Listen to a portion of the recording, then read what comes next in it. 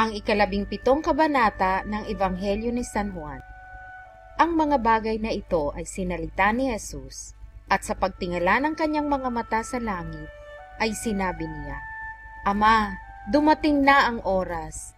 Luwalhatiin mo ang iyong anak upang ikaw ay luwalhatiin ng anak. Gaya ng ibinigay mo sa kanya ang kapamahalaan sa lahat ng laman, upang bigyan niya ng buhay na walang hanggan ang lahat ng ibinigay mo sa kanya.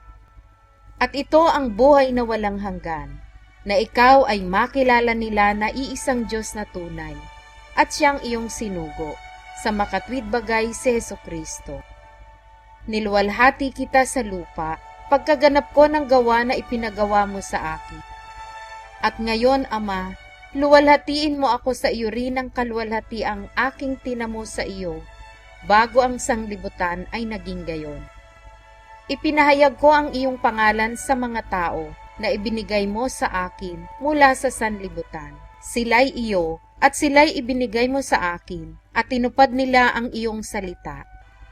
Ngayon ay nangakilala nila na ang lahat ng mga bagay na sa akin ay ibinigay mo ay mula sa iyo.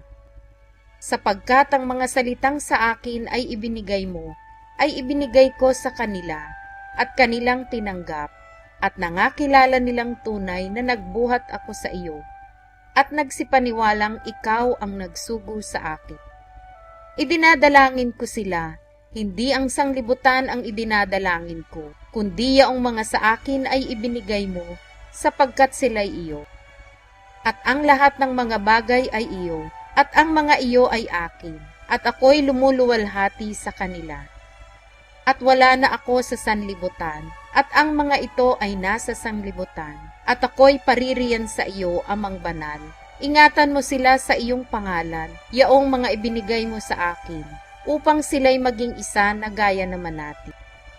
Samantalang ako'y sumasa kanila, ay iningatan ko sila sa iyong pangalan, yaong mga ibinigay mo sa akin, at sila'y binantayan ko, at isa man sa kanila'y walang napahamak, kundi ang anak ng kapahamakan, upang matupad ang kasulatan. Ngunit ngayon ay napaririyan ako sa iyo, at sinasalita ko ang mga bagay na ito sa sanlibutan, upang sila'y mangagtamo ng aking kagalakang ganap sa kanila rin. Ibinigay ko sa kanila ang iyong salita, at kinapuotan sila ng sanlibutan, sapagkat hindi sila taga-sanlibutan, gaya ko naman na hindi taga-sanlibutan. Hindi ko idinadalangin na alisin mo sila sa sanlibutan, kundi ingatan mo sila mula sa masama.